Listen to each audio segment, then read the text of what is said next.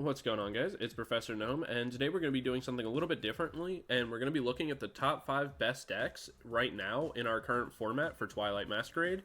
This is a list in form of if you're looking to compete at a high-level tournament, if you're looking to kind of climb the ladder to that RCS tier, or just compete at a higher level. These are the top 5 decks, in my opinion, that you're going to want to be able to use.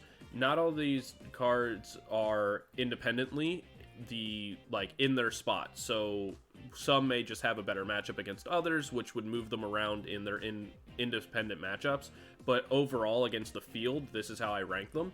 We also are going to be looking at a couple honorable mentions as well, because I think that the top 5 are very, very strong, but there's a couple outliers outside of the top 5 that I think are really, really good and can definitely break in and have a good shot at showing up in another tournament and just being really, really strong.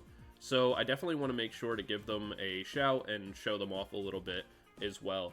So one of the first decks that we're going to be looking at in terms of our honorable mentions is going to be Miraidon EX. I think Miraidon EX is super, super powerful and has a great matchup right now into Lugia specifically, which allows it to break into that top 5 because of how prevalent Lugia is, since it's so strong. Miraidon EX also boasts a situation where against other matchups like Dragapult, it's able to shine pretty well because of how fast it can have its game state. You're able to power up Iron Hands, take out things like the Natu or the Pidgeot, depending on whatever one they're playing, being able to hurt their draw engine and draw, very, very quick games out, since Miraidon can power up and be utilized so quickly. So it's definitely a great deck, and I'd highly recommend it. Right now, especially against the field, it does really well. You have a good Guardy matchup, you have a great Lugia matchup, you have a pretty good Dragapult matchup. So its matchups are pretty good across the board, and I think right now it's being really slept on. So I wanted to make sure to include it as one of the honorable mentions, since, like I said, I think it's incredibly strong and isn't really getting much representation or much love right now. But I think it's slowly kind of creeping up the tier list a little bit.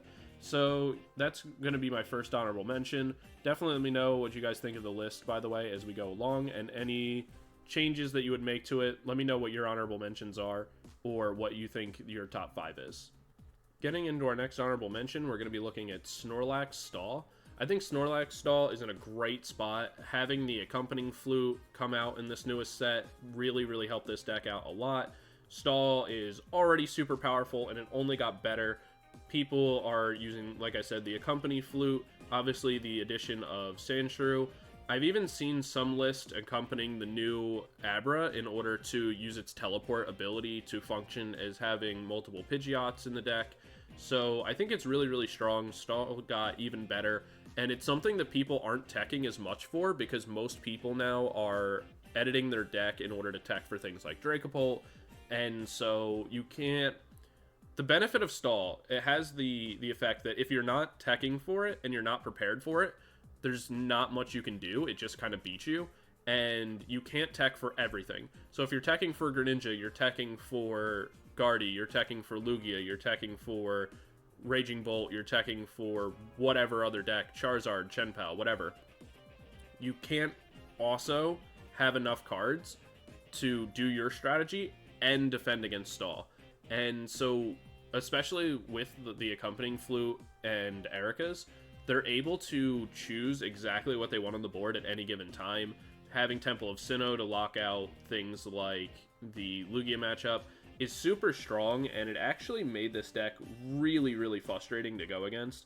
Obviously, the addition of the Team Yell's Cheer and the Serena make it so they're always getting their pieces back. They're constantly being annoying.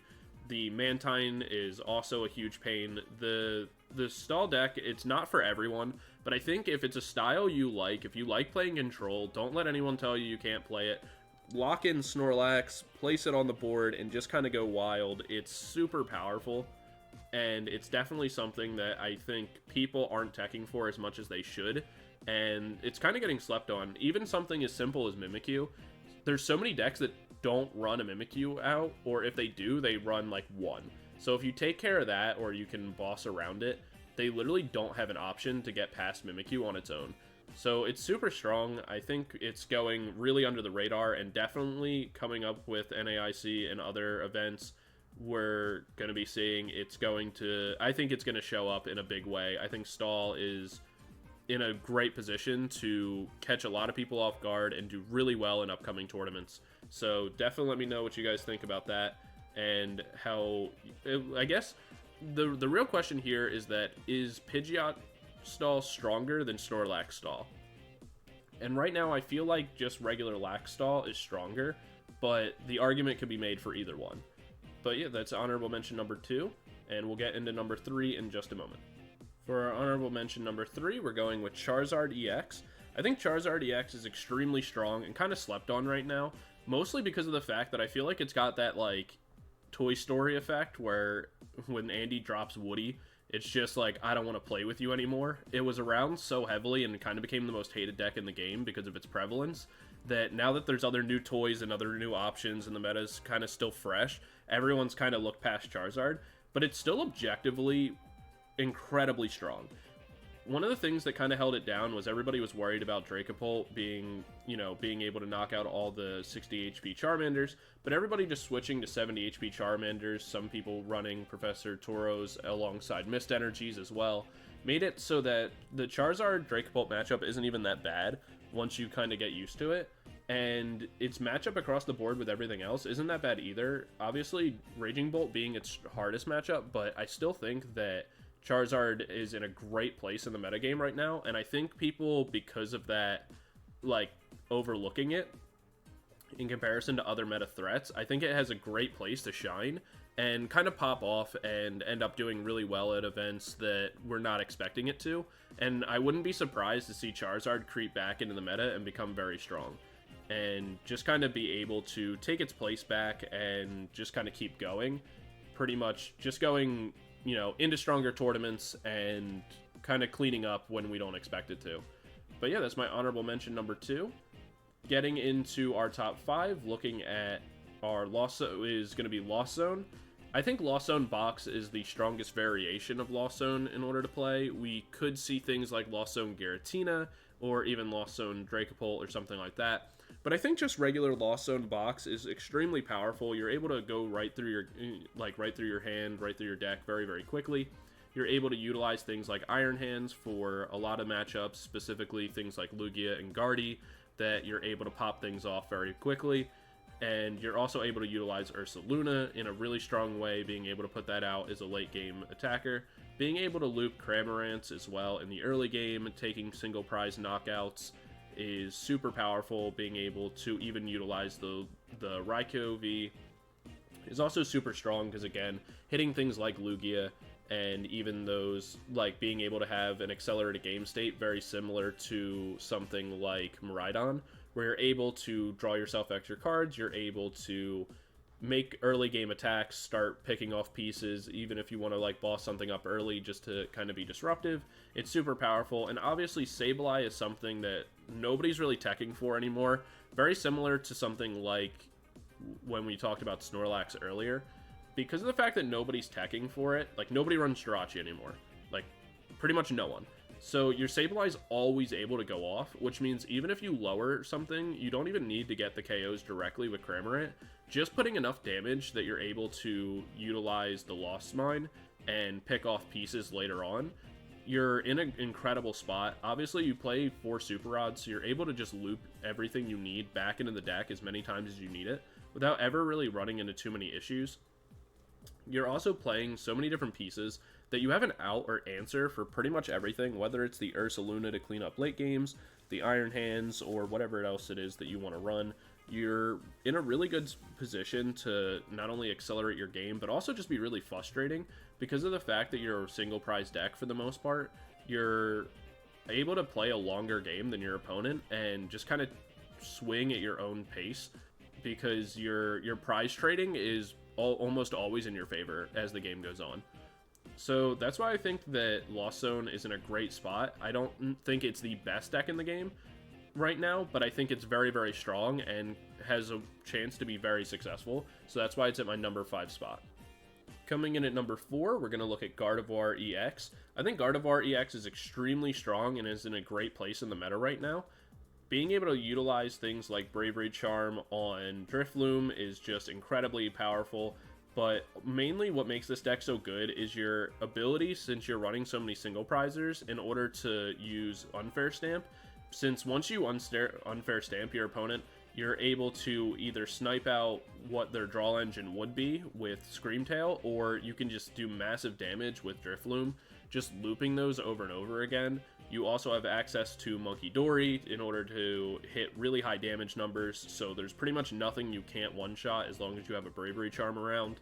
You're able to use Professor Tauros to loop yourself as well, healing off cards, so let's say you put a ton of damage down on your Drifloon, get the attack, your opponent isn't able to do anything, you can always pick it back up if you want, and re-loop into something else, or you can even re-loop a Gardevoir if they pull it into the front, put damage on it, but they're not able to KO it. The Tauros is just really good. It also helps your stall matchup as well. You can also use things like Clef Key, which are really, really powerful in something like the Raging Bolt Ogerpon matchup, since it gives you a little bit of added time, makes it so that your opponent can draw off their Ogerpons or do too much else.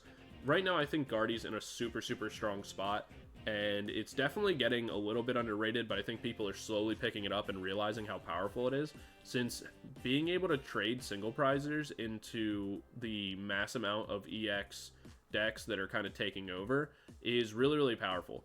The main issue that you run into is Dragapult actually can be really hard to deal with, specifically because of how low HP totals you have on a lot of your cards, and since you're already damaging yourself in order to get attacks off, then you're at a huge disadvantage if they boss you or something like that, because it pretty much guarantees them 2 prize cards a turn whenever they're able to boss you, and that can be definitely a little rough, especially if they get ahead of you early and they can snipe off things like your Ralts or whatever. So Guardy's super, super strong. It's not invulnerable by any means, but it does have pretty good matchups across the board. It's obviously hardest matchup being Dragapult, but outside of that, it does really, really well. It actually boasts a really strong Raging Bolt matchup as well, so it's definitely something to keep in mind. And if you're looking to compete, it's also the cheapest deck out of all of these in order to build, since they have the League Battle deck, so it's a definite great powerful deck to get into tournaments with. So if you're looking for a top 5 deck that's going to be the easiest to acquire, then I would look into Gardevoir, since it's super, super strong, very easy to acquire, and will give you some great success. Jumping into number 3, we're going to be looking at Lugia VSTAR. Lugia VSTAR got a lot of new upgrades in the brand new set. Legacy Energy is incredibly powerful. It allows it to use things like Wellspring in the deck. It makes your Iron Hands much more accessible. It also allows you to just have so many other options. The Legacy Energy is incredibly powerful, as well as not giving up so many options as other decks. You also get the Carmine. Carmine's really great for this deck because of the fact that it allows you that even if you have to go first, you can still dig for your Archeops in a much more efficient manner. You can, if you open your Archeops or get them off a Capturing Aroma or something like that, you're able to Carmine, get them into the discard pile right away. So your game state is super accelerated sometimes thanks to the Carmine, and you have so many options. Lugia is so versatile right now that between all your different options, it's very similar in a way to the Lost Zone, where you have so many situations that you have answers to, and since you can run for Gift Energy, you're never able to really be fully disrupted, since most of the time your opponent's going to want to be able to Enhanced Hammer the Gift Energy away, but more often than not, you can put 2 on. You're never worried about running out of cards in your hand, since the Gift Energy will always refill you, and if you equip 2, you're not really worried about your opponent being able to Enhanced Hammer 1 away. Not to mention that Minccino into Cinccino, Cinccino being a single prize attacker that is incredibly powerful. You're able to do so much damage that having, much like things like Gardevoir or Lost Zone, having those single prize attackers makes all the difference when you're trading 2 prizes for 1 in the later stages of the game. Also, Lugia just being able to be a backup attacker to ping things off is pretty powerful. You're able to utilize Iron Hands, so you're able to win the single prize matchup trades, and even like something like Wellspring, just being able to snipe out your opponents, shuffle everything back into the deck, having something, it's pretty much just better Greninja EX, and being able to utilize that so quickly thanks to being able to throw your legacy energy onto it, is super powerful. So obviously Lugia has been around for a very long time. I think it's going to stay around. The only issue that it really has is that it can be a little bit inconsistent, because you do need your Archeopses in the discard pile. You do need to be able to set up your Minchinos. You need to be able to get into your Lugia VSTARs. So it definitely needs some pieces in order to be set up and like be successful. But as long as you can get those pieces without too much effort, which Lugia has gotten more consistent over time, it's super strong, and I think is going to be around in the meta for a very, very long time. Looking at our number 2 spot, we're looking at Dragapult EX. Personally, I prefer the Natsu and Xatu variant, but I've seen a lot more people playing Pidgeot, and it's been very successful, so there's definitely an argument to be made that the Pidgeot version is better. But for me, I personally prefer the Xatu version. I think Dragapult is incredibly strong overall and does a ton of damage. It's super, super consistent. It's able to constantly draw itself cards between Xatu and the Dracolock. You're always able to find your pieces. Being able to utilize something like the Unfair Stamp is very, very, very powerful, since we've already established you can always find your pieces, but being able to make your opponent operate off just 2 cards when you're already sniping out their bench, you're doing a ton of damage, makes it so there's really limited options that your opponent really has to do anything to you. You're also able to utilize cards like the Iono as well, since that same object of just resetting your opponent's hand, you're always able to utilize things, and it's actually incredibly strong. I think Dragapult's really done a great job of being that new favorite card for everybody. I don't think it's the best deck in the meta, only because of what is in our number 1 spot, if you haven't already guessed what that is. Just because the independent matchup between this deck and our deck in our number 1 spot, I just think that the other deck performs better. But as a whole, I still think that Dragapult does very, very well, is very, very strong as a whole against the field.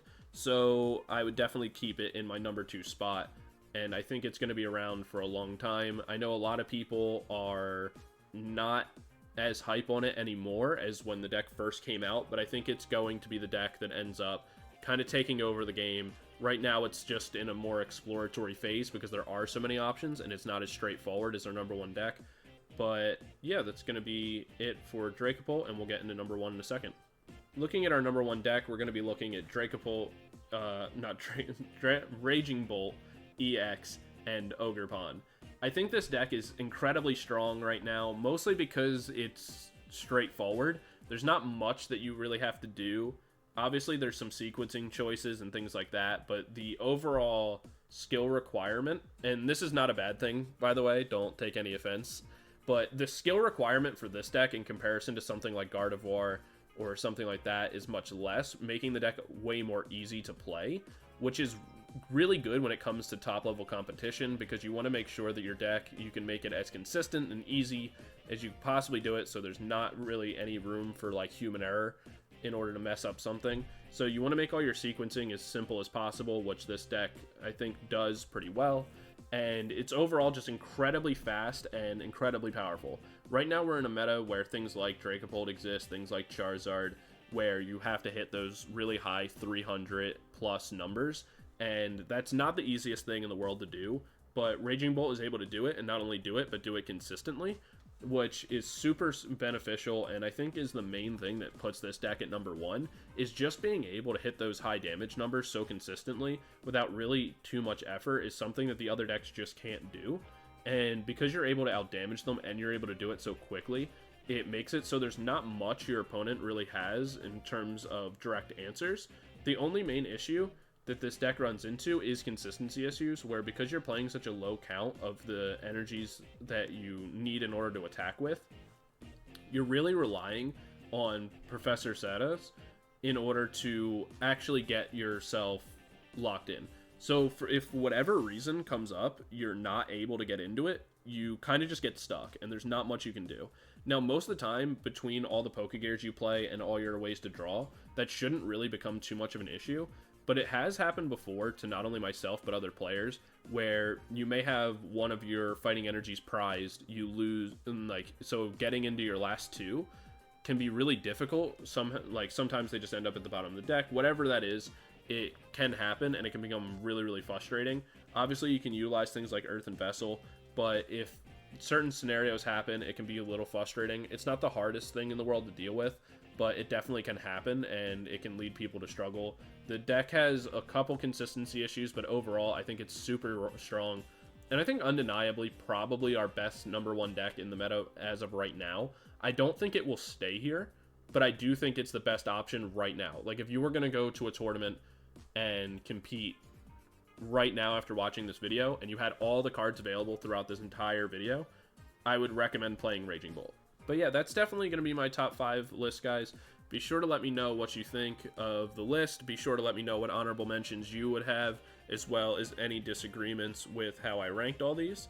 And yeah, be sure to like, comment, subscribe, all that kind of stuff. Be sure to look out for more videos in the future.